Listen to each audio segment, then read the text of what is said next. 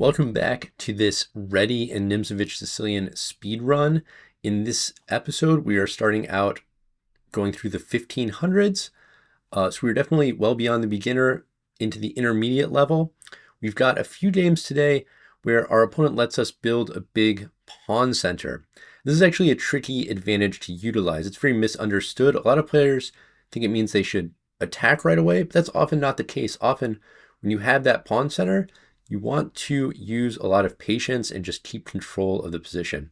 So we've got a few games where that is the case today. Let's get into the action. Okay, we've got white, knight f3. First game over 1500. They go d5. G6. This is a very shrewd system for black because with bishop g7, they can threaten e5. So maybe we're encountering some more booked up opponents. You can play bishop g2, but I like to go c4 to try to counter this. And now I guess I will take. And I think I'm going to, this is actually, there's probably some theory here, which I should know. Like you could do knight c3. You can even think about playing h4 type stuff, but I'm going to keep it relatively simple. c6 doesn't make a ton of sense to me with the pawn already gone from d5. There's nothing to really support there. You probably want to have that pawn on c5. Okay, so now I could play e4 and chase that knight away, which I think I should probably do. Whenever you can take the center with a gain of tempo like this, it's usually pretty good. If knight f6, now I do have a decision here of e5 or knight c3. Probably just knight c3, just developing. When you've got this pawn center like this, it's typically at its best when you actually keep it side by side and you don't need to, when you advance it, there's sort of cracks in it. So you want to be pretty patient about advancing that. I'm going to play h3 here to restrict this bishop. You want to be careful about doing too many of these little pawn moves early in the opening, but I think this is a good spot for it because black is very bottled up at the moment. And I'm just going to get off of the d file with my queen. Essentially, when you have the center like this, actually, a lot of people think they have to attack very aggressively, but it's sort of the opposite. You actually can be very patient. As long as you maintain that center, you can just gradually choke your opponent.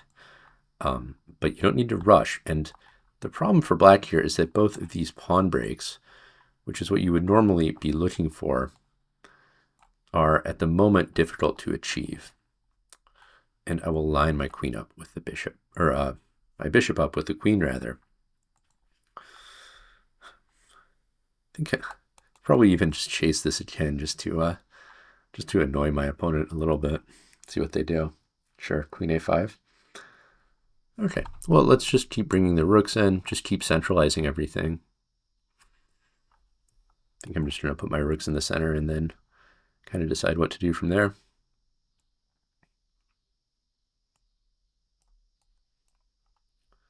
Just kind of poking and prodding here.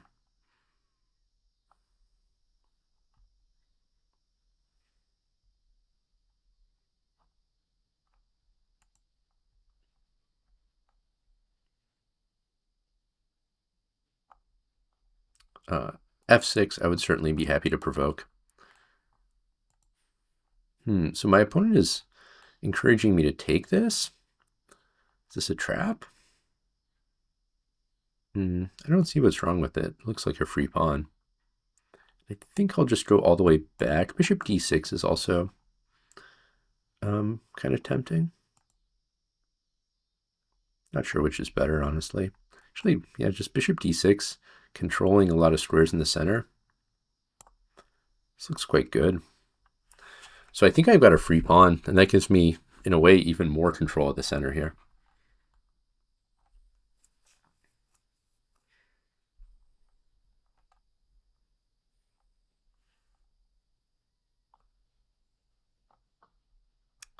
f5. I wonder if my opponent might do this because they're trying to exploit this. The thing is, this really weakens their king, so I could just play e5. I could also play queen c4 check and take this.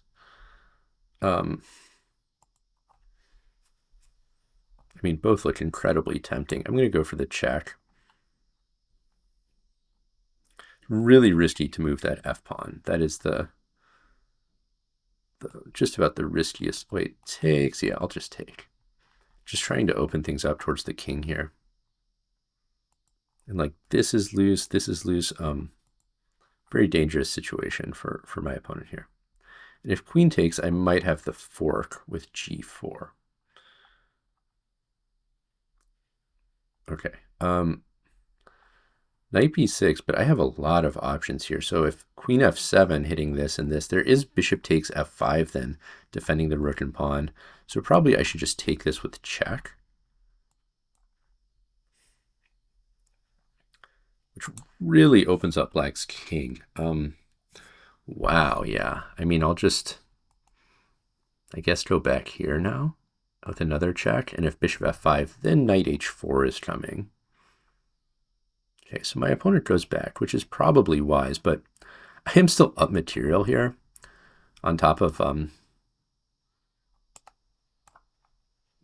you know, black's king being, so I'm up, what, 2 pawns? But really the bigger issue is black's king is absolutely wide open. So, you know, sacrificing material for an attack is cool, but I tend to subscribe to that philosophy of it's better to sacrifice your opponent's pieces. So, you know, the attack and the material, it's kind of the easiest way to do it if you can manage it.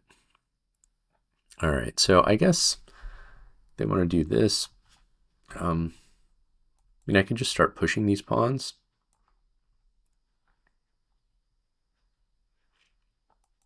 And just kind of,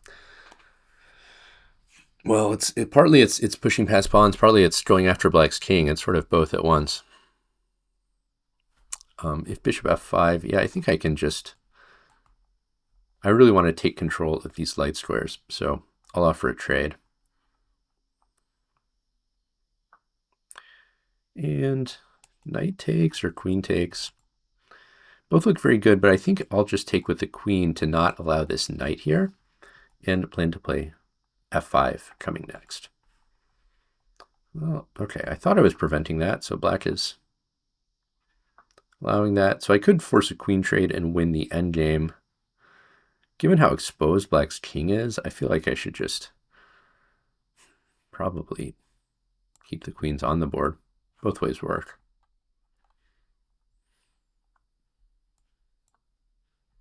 This is coming in too.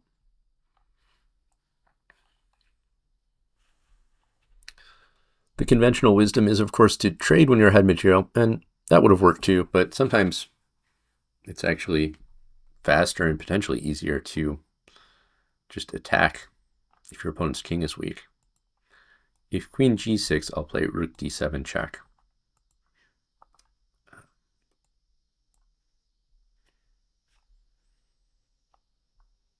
And I think I can just move in for the kill with queen g6. I don't see how black can really defend g7.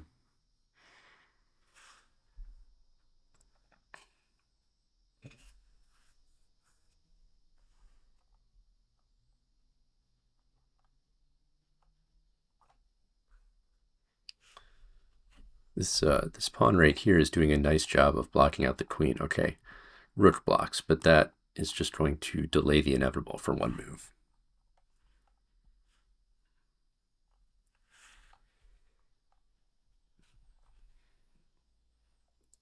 And my opponent resigns. All right, looks like a pretty clean game. It was all about control of the center. And remember to be patient. When you have those two center pawns, don't advance them too early. They are usually at their best on e4 and d4, or e5 and d5 if you're black, just controlling that solid line of every center square. Hey, if you're enjoying the speedrun, don't forget we are taking it up to 2200 plus.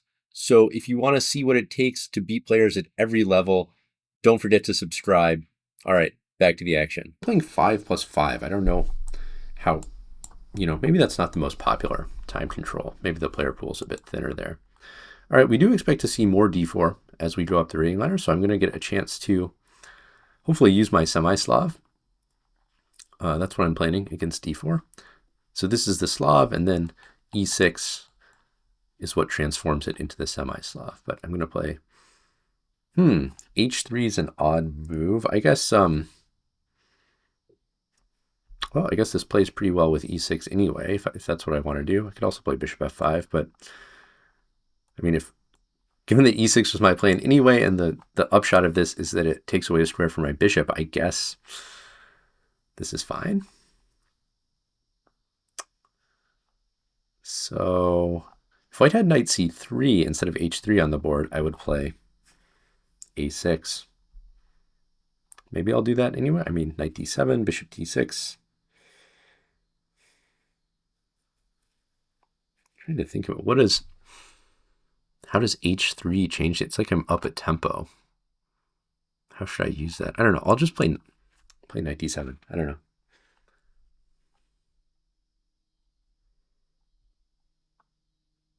Yeah, so it's like I'm up a tempo on this line.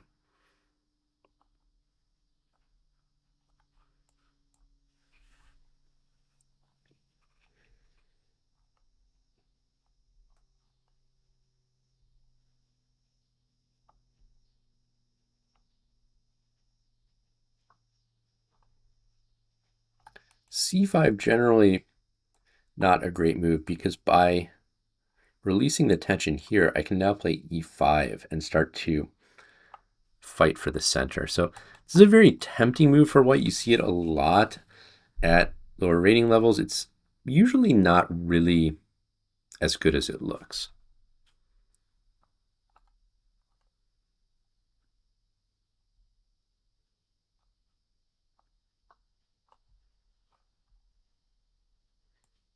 I'll just keep developing. You could also think about a5 to sort of undermine this.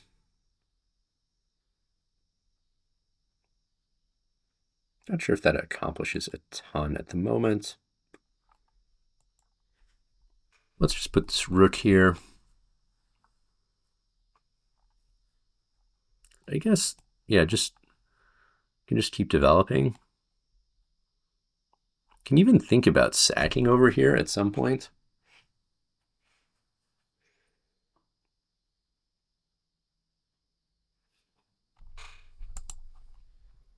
Knight c4 could also be kind of interesting. Well, it would probably take, but then I can play here and maybe occupy this, but well, not anymore. But I don't mind this either because now my bishop is on a pretty powerful spot. Okay, white plays bishop d3. I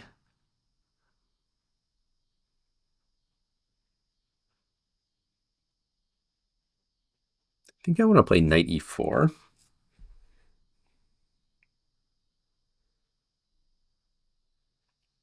Let's see, so knight e4. Bishop takes, knight takes, bishop takes b2, rook b1. It seems like a bunch of trades. I don't know if that actually gets me anywhere. What about just maintaining the tension like this? And then if my opponent takes, my queen will get to a nice position. And if they don't take, I am actually, yeah, does this work? This sacrifice looks pretty powerful, to be honest. Because takes, I'm threatening queen h2 mate. If f4, I have queen takes e3. Let's go for it. I think this looks pretty good. I'm getting 2 pawns immediately and a lot of threats against white's king. I think it looks good.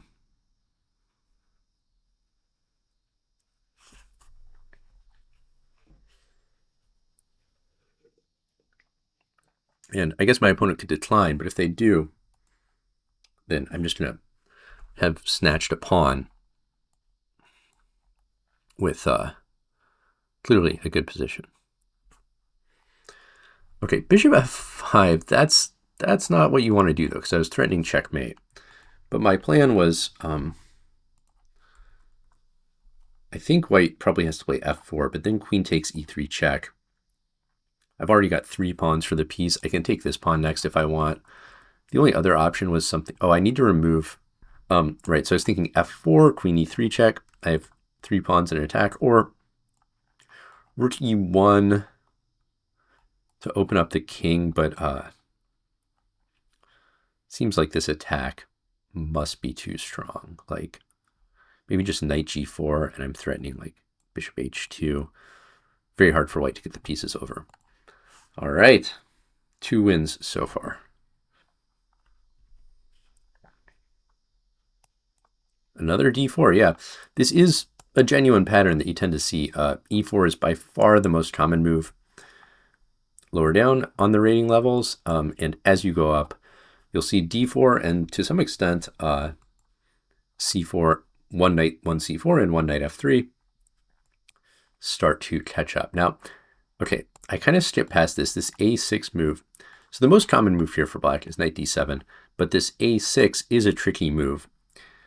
And by playing bishop d3, white is letting me demonstrate the point of this move, which is after it takes b5, which is what I've done, and finally c5, this pawn is defended, and I get my bishop out to a nice diagonal. So for that reason, bishop d3, it would probably be too strong to call this a mistake, but it's not the most shrewd way of meeting a6. White should perhaps try something like b3, c5. I mean, there's various moves you can do, but this kind of plays into my plans. And now this bishop right here. This is the big issue for white. That guy is kind of hard to get out.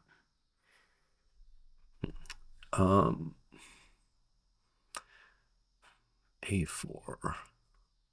I guess I'll just play b4.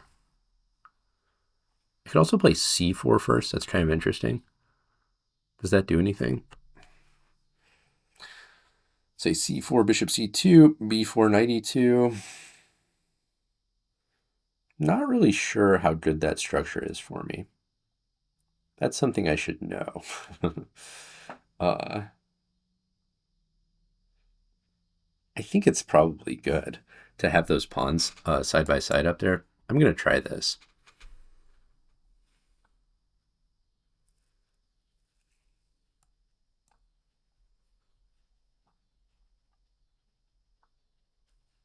Yeah.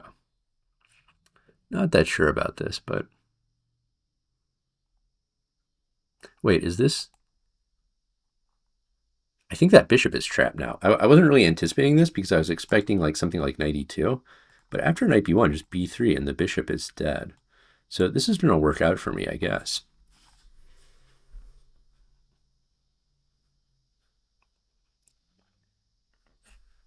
In an unexpected way. So my opponent resigns. Whenever you have a kind of positional decision arise that is something that could happen very typically in your opening and you don't know the answer to it, that's something you really want to make sure you know. So what I was wondering is c4 a good move here? Or should I just play b4?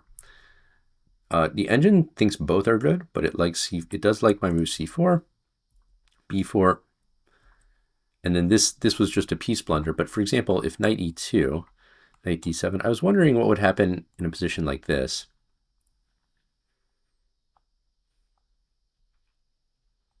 The engine actually likes b3, which is not the first move I would consider, because it does kind of weaken, this pawn is a little weaker now.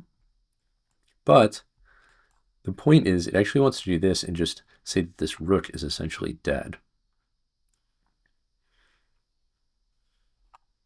So, okay, so c4 does turn out to be a good move.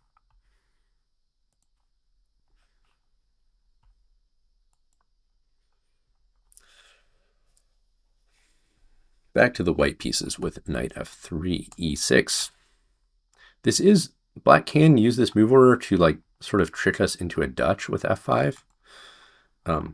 But it's not like the Dutch is such a great opening anyway, quite frankly. Or they can do this. This is also fine. Knight c6 is a little inharmonious with this bishop move, I would say. And I'm going to play d4. You could also play c4. Even e4 is actually now possible. That's kind of interesting. So I guess my opponent wants to castle queenside. I'm going to play e4. You know, just because I start out with knight f3 and g3 doesn't mean I can't take over the center if my opponent wants to allow that. And okay, it seems like I should really be able to attack their queenside now, but what is the best way to do so? I could play d5 directly, but then let's say e takes, knight e5.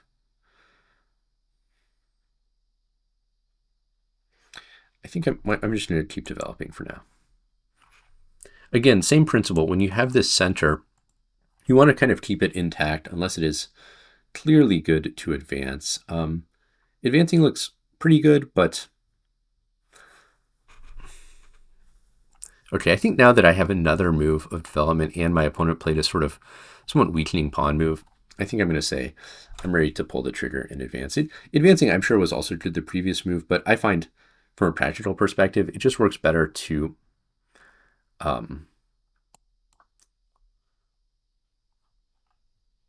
you know, keep those pawns together as much as possible. I think it's just sort of an easier way to play.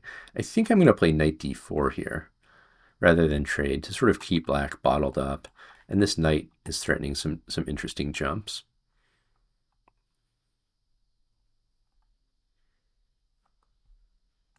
I mean, here knight takes d5 was also extremely tempting and perhaps better.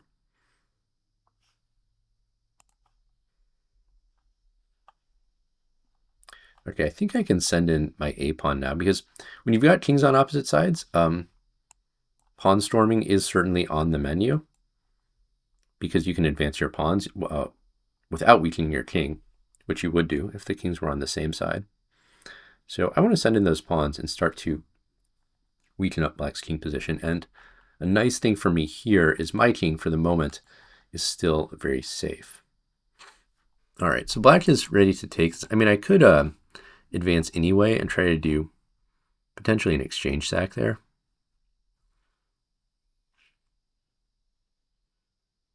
I mean, knight a2, I do have like many tempting options here.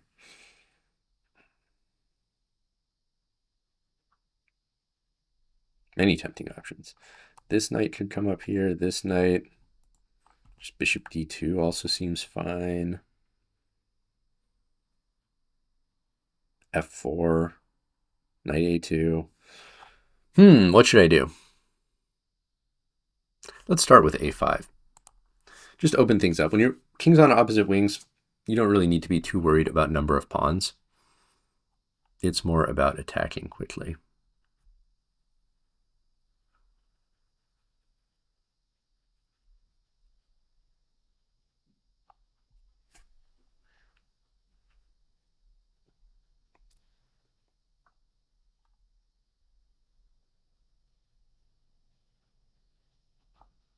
Okay, so black wants to take this pawn, which I'll be honest, I didn't see. But I think this should be fine for us. I'm wondering if I can like take here. Does that do anything? Let's just recapture for now. Is there some sort of tactic here? I mean, this is lined up. So like knight b5, bishop g2. Knight takes a7 check. Yeah, that looks pretty decent. Like king b7, king takes g2. I don't think black can afford to take my knight there. Maybe just knight b5 and king. Yeah. I don't think I even need to take yet. I can just take recapture on g2 and keep it really simple. I feel like I might have missed like some sort of better tactic there, but something with like this rook coming in. This all looks super dangerous for black, really. So my opponent's not. I can't imagine what black can do other than take on g2 here.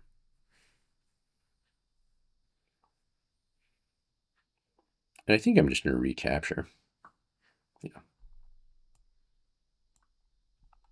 So I'm threatening this. Something like king b8 or king a7 probably doesn't help much because I'll just take and the rook will come in. So my pawn structure is kind of ugly. I'm down a pawn, but black's king is extremely exposed. So I'm sort of counting on that. That looks like a crazy move to me, just opening up the king even more. So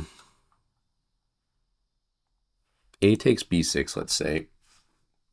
C takes b, A takes b5. Just rook a8 check and win the exchange. That seems good enough.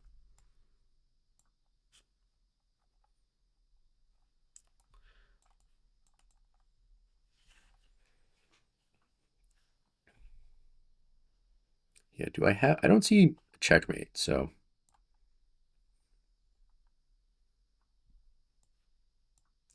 And then what's really nasty about this for my opponent is now this knight is completely stuck because of the rook in the corner.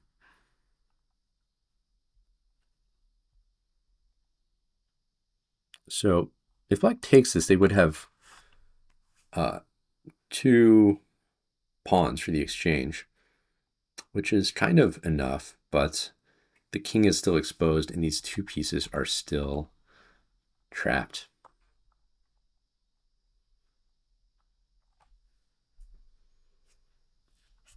Okay, queen e7. Oh, I can actually, tactics time. Rook takes g8, rook takes queen, right? I think so. I think that's like a little puzzle rush coming in there. Check.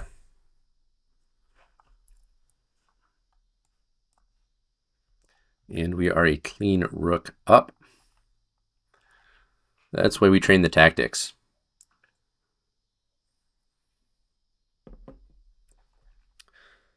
All right, let's flush this king out into the open.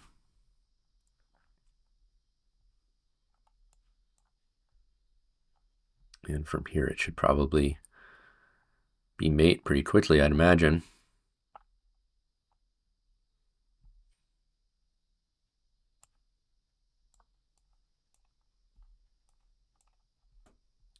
Just try to send my queen back to finish off that king that's wandering up the board.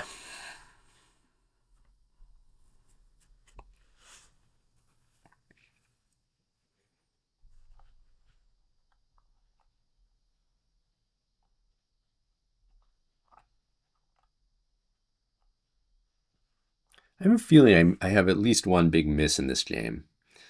But the overall strategy of attacking the king on the opposite wing came through in the end. Okay, I think queen d4 is checkmate.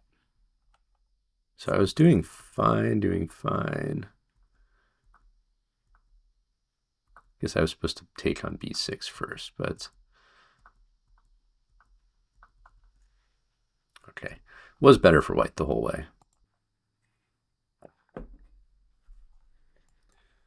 Interestingly, since crossing 1500, I think I've been the higher rated player in every game that I've played. Not sure what to make of that. Against d6, I do like to play d4 to make it harder for them to play this. Here, I think I can go for the queen trade and they'll have to take with the king, which is... Okay, well, I was thinking king takes is forced because knight takes just allows knight takes e5. So this looks like a free extra center pawn. Should be good for me. Where do I want to retreat this knight? Maybe...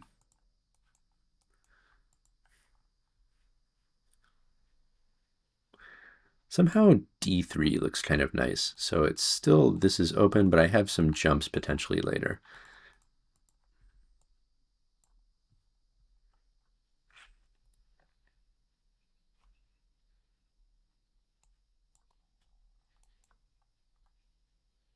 Yeah, I think I'm going to come in here and go after this bishop.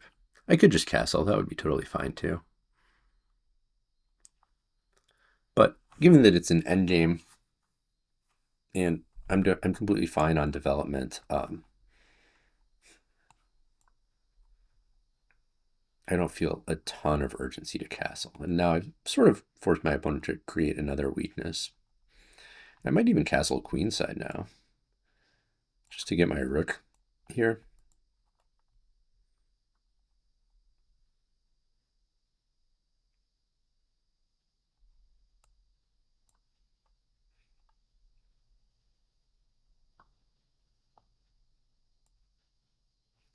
I can actually kind of come in this way now.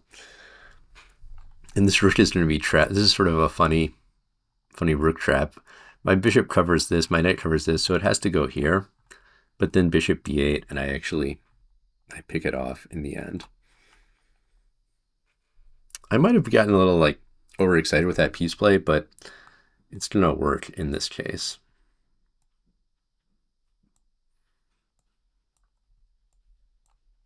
And we can just trade down.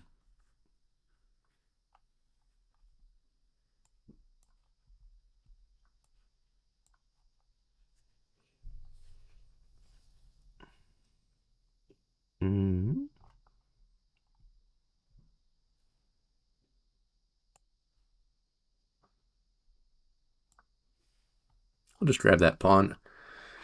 And let's see. If rook takes, I was going to take here.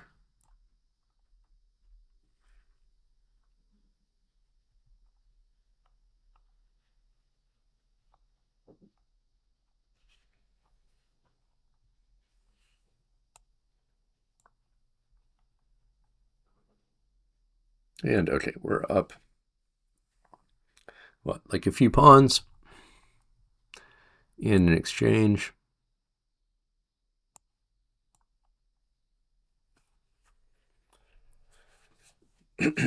Okay, opponent resigns.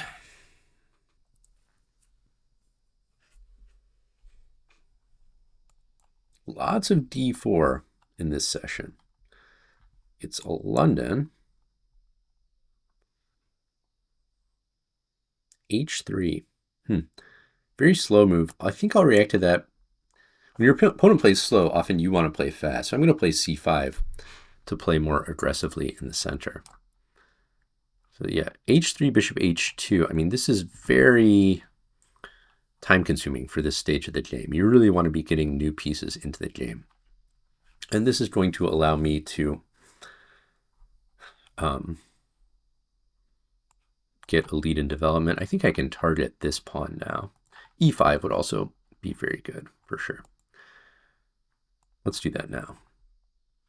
So you notice in a lot of these games, I am getting this classical pawn center with the pawns on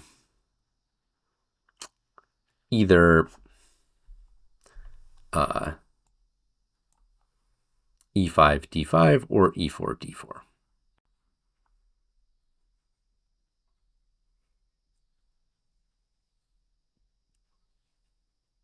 Kind of want to just play this and sort of go full steam ahead. I think my lead in development is so big that, yeah, let's just try to open up the center and just go straight for the throat.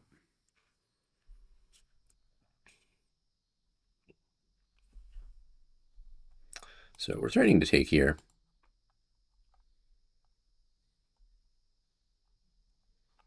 Castled queenside also on the menu to put a rook on the d file.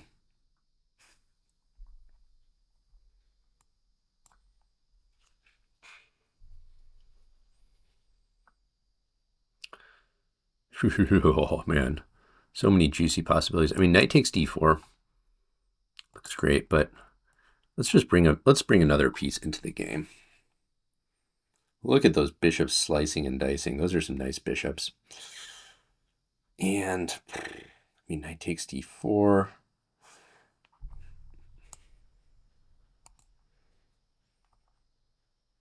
Yeah, too many attractive possibilities like castles. I think maybe I'll just castle kingside. Also, nothing wrong with knight takes d4. Just don't want to leave my king stalemated over there, but let's just go this way. This is fine.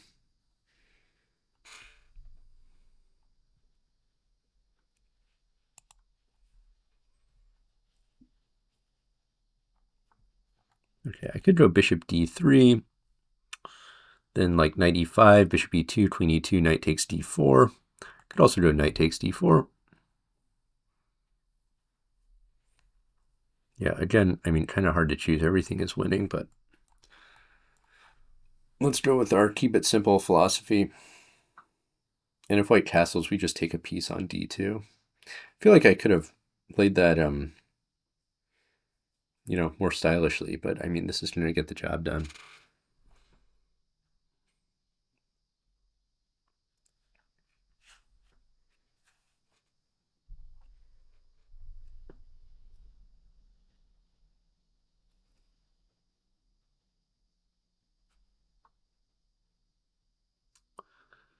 Yep. So threatening this and also this one.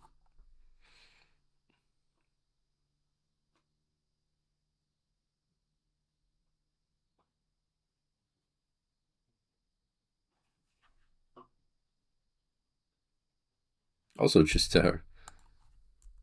rook takes e2 is also very strong there.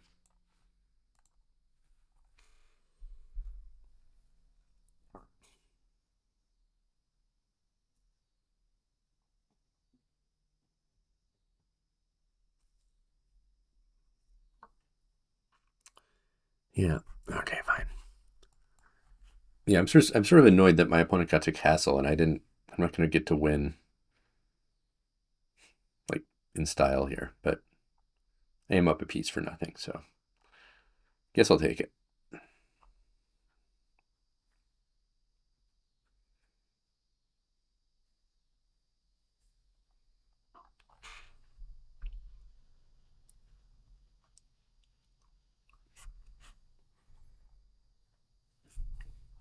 Rook c4 is possible because of the pin, but I could just drop back.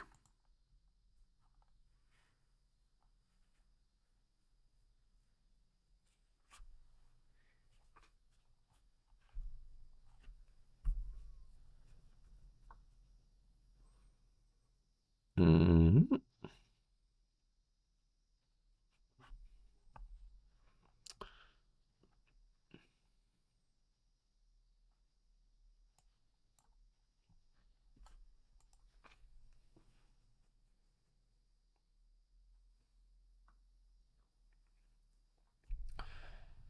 So, I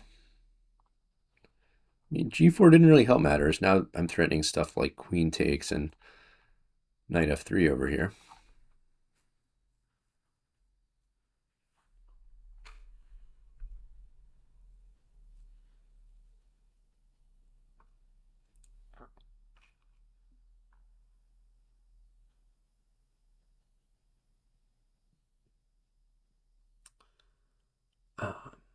Yeah. Knight f3, king h1. I guess queen takes f1 if I just want to be really, really boring about this whole thing. I guess I'll be able to win the endgame upper rook. Seems fine. It was a clean win, but not a very stylish win. I'm not exactly channeling Paul Morphy over here with the finish. But it's an extra rook. You know what? This is old man chess, people.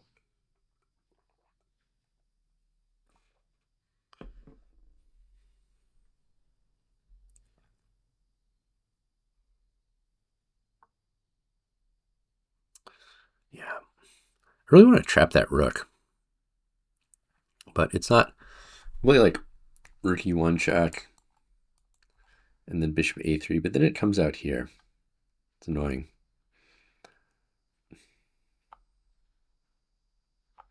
Well, I should really just play quickly here, I guess.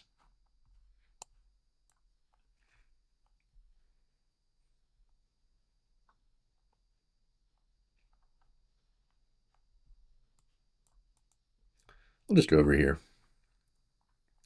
Just don't get back rank mated. That's the main thing here.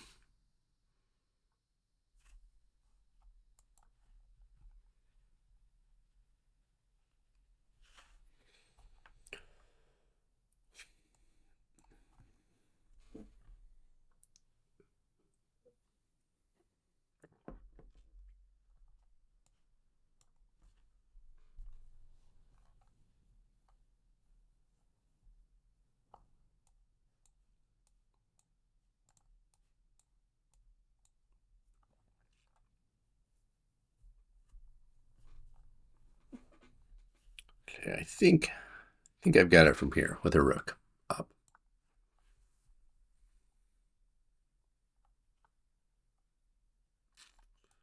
Yep.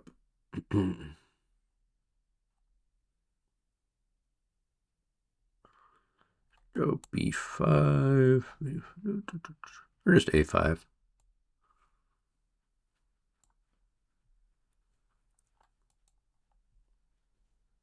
Don't get back rank mated. Don't get back rank mated. I like don't try. I don't trust myself not to get back rank mated somehow. I feel like I will. Okay. We're gonna do it just to be safe.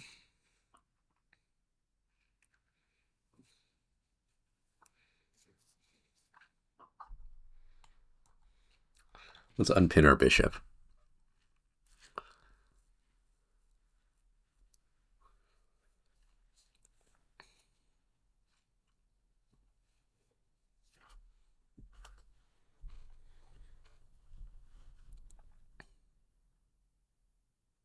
I think I've got everything pretty safe at this point.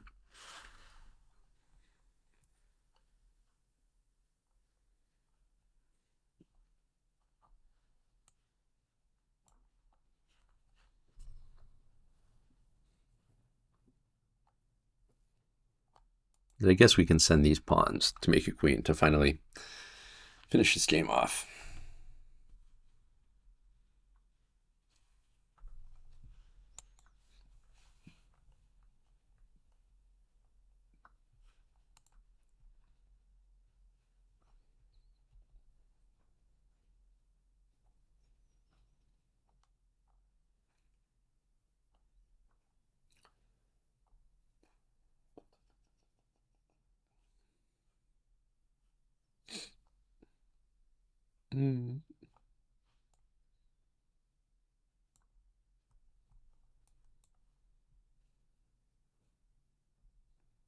No back rank mate. No back rank mate.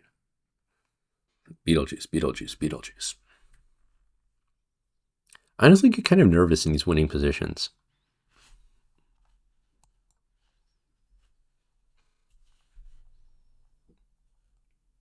It's probably something I should work on. Should feel confident, upper rook. It's kind of a lot to be up.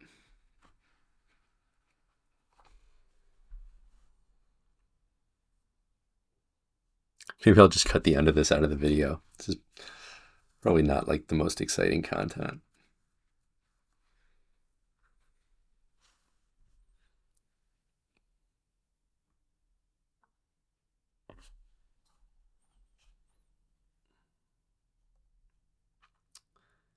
Yeah, let's do this.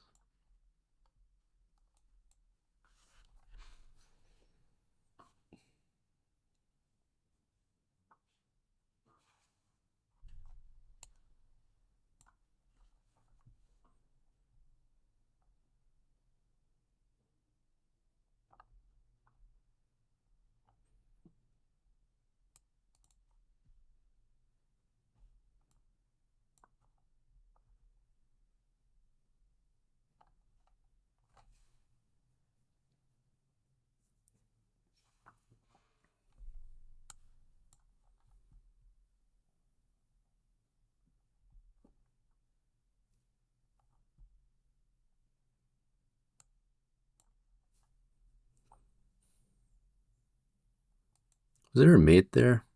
Maybe king g6. Yeah. Whatever.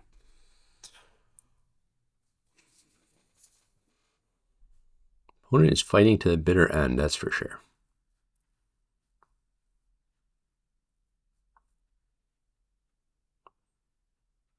Okay, where is the checkmate?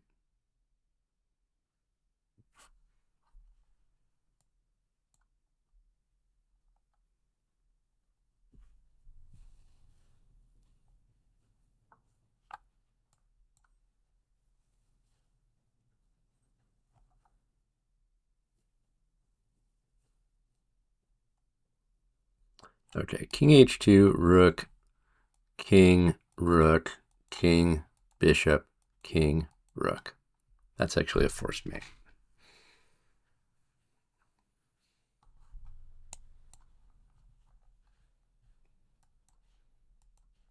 And I think you can do these multiple pre-moves on chess.com.